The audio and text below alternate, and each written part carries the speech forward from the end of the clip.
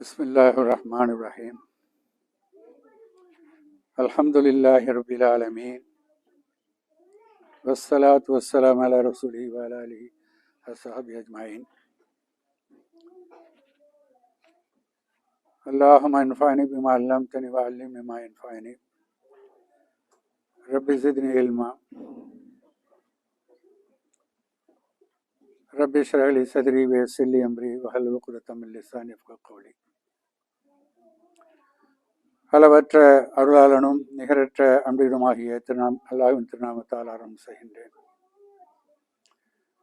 புகழ் அனைத்தும் அல்லாஹ் ஒருவனுக்கு அவனது சலாமும் சலவாத்தும் நபி ஸல்லல்லாஹு அலைஹி வஸல்லம் மீதும் அவர்களது குடும்பத்தார்கள் தோழர்கள் அவர்களை பின்பற்றும் நல்லடியார்கள் அனைவர் மீதும் என்றென்று உண்டாவதாக.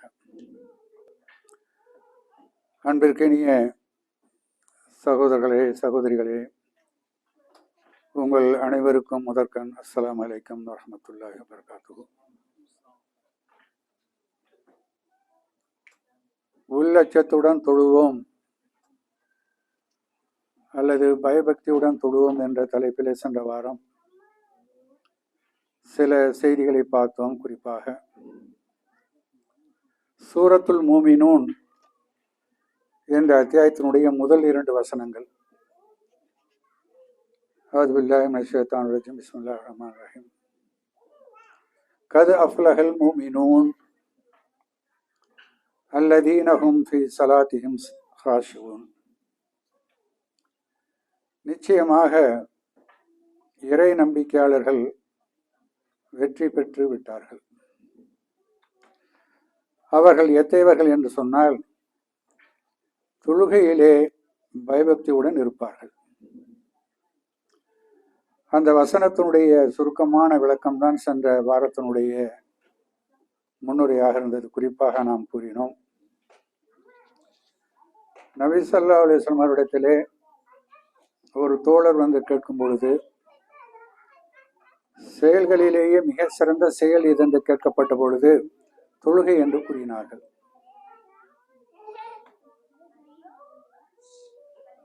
ஆக மேலும் சில நபிமொழிகளை சென்ற வாரம் பார்க்கும் பொழுது, ஒரு நபிமொழியில ஒரு நபி தோழர் தொழுகையை கூடாது என்று சொல்லி மீண்டும் மீண்டும் தொழ சொன்னார்கள். காரணம், அந்த தொழுகையில் அவசரம் இருந்தது. வேறொரு நபிமொழியை நான் உங்களுக்கு படித்து காட்டிய பொழுது, அந்த நபிமொழியில் ஒரு தவறு போல தோன்றியிருந்தாலும் அந்த தவறை நபி ஸல்லல்லாஹு அலைஹி வஸல்லம் அவர்கள் திருத்தவோ விமர்சனம் செய்வோ கிடையாது. காரணம், அந்த தவறை நிகழ்த்திய அந்த நபி தோழருக்கு அது தவறு என்று தெரியாது. மேலும் சில நபிமொழியில் நாம் குறிப்பிட்டோம், இந்த சமுதாயத்திலே முதலாக நீக்கப்படுவது என்னவென்று சொன்னால் பயபக்தி, இறுதியாக நீக்கப்படுவது தொழுகை. ஆக தொழக்கூடிய தொழுகை எந்த அளவுக்கு முக்கியமோ அதை விட அதிகமான முக்கியமான ஒன்றுதான் அந்த தொழுகைக்கு நாம் பெறக்கூடிய மதிப்பெண்கள், நன்மைகள். சில நபிமொழிகளை நாம் போன வாரம் சுட்டி காட்டினோம். இரவெல்லாம் ஒரு மனிதர் தொழுவார், அதில் இறையச்சம் இருக்காது, அந்த தொழுகைக்கு எந்த விதமான நன்மையும் அவருக்கு கிடைக்காது. அதே நேரத்தில் 2 ரக்காயத் மாத்திரம் ஒரு தொழுவார், நிரம்ப பலனை பெறுவார். காரணம், அந்த 2 ரக்காயத்தில் அவர் உள்ளச்சத்தோடு தொழுதிருப்பார். இப்படியெல்லாம் இந்த நபிமொழியில உங்களுக்கு எடுத்து சொல்லும் பொழுது இறுதியாக ஒரு நபிமொழியை நாம் குறிப்பிட்டோம். நீங்கள் பெரிய பள்ளிவாசல் நுழைவீர்கள், அங்கு பயபக்தி உடைய ஒரு முஸ்லிம் கூட பார்க்க மாட்டீர்கள் என்ற அளவுக்கு இந்த சமுதாயத்தினுடைய எதிர்காலம் என்னவாக இருக்கும் என்று முன்னறிவிப்பாக, எச்சரிக்கையாக செய்திகளை சொல்லியிருக்கின்றார்கள்.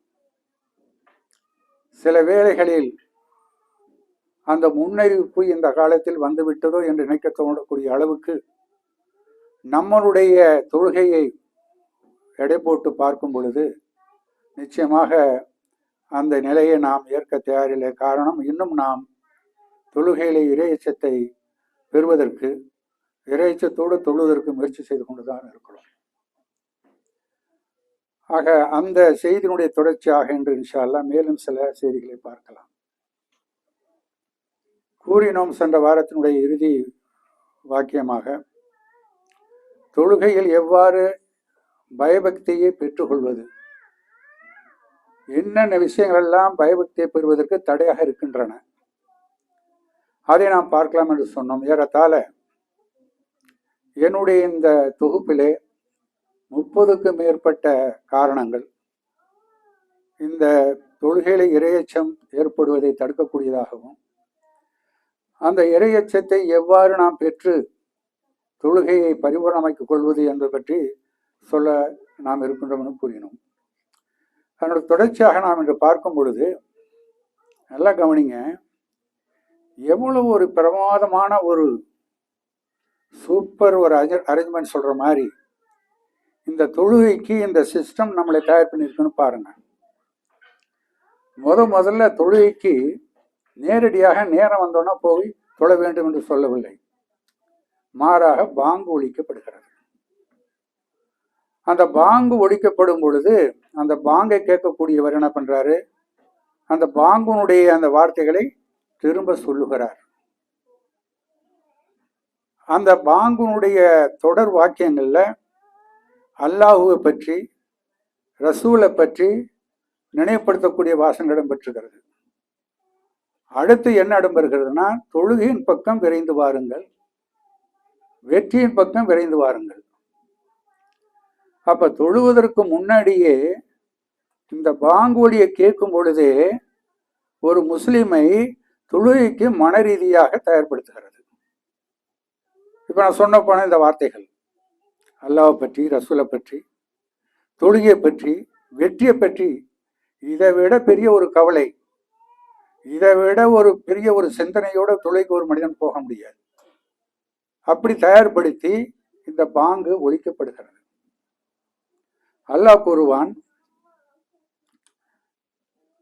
இறை நம்பிக்கை கொண்டவர்களே, வெள்ளிக்கிழமை அன்று தொழுகைக்காக அழைக்கப்படும் போது அல்லாஹுவை நினைவு கூறுவதன் பக்கம் விரைந்து செல்லுங்கள், கொடுக்கல் வாங்கலை விட்டு விடுங்கள், இது உங்களுக்கு மிக சிறந்ததாகும், நீங்கள் அறிந்தவர்களாக இருந்தால்.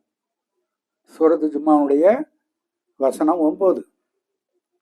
அப்ப பாங்குலி கேட்டவுடனே நாம உள ரீதியாக முதல்ல தொழுகைக்கு தயாராக வேண்டும். அதாவது இறை சந்திப்புக்கு, இறைவனோடு உரையாடுவதற்கு, இறை நினைவு அதிகப்படுத்துவதற்கு, இறை அச்சத்தை பெறுவதற்கு முதலாக உங்களை எப்படி தயார் பண்றான்னு சொன்னா பாங்குலி மூலமாக நீங்க ரெடி ஆகும்.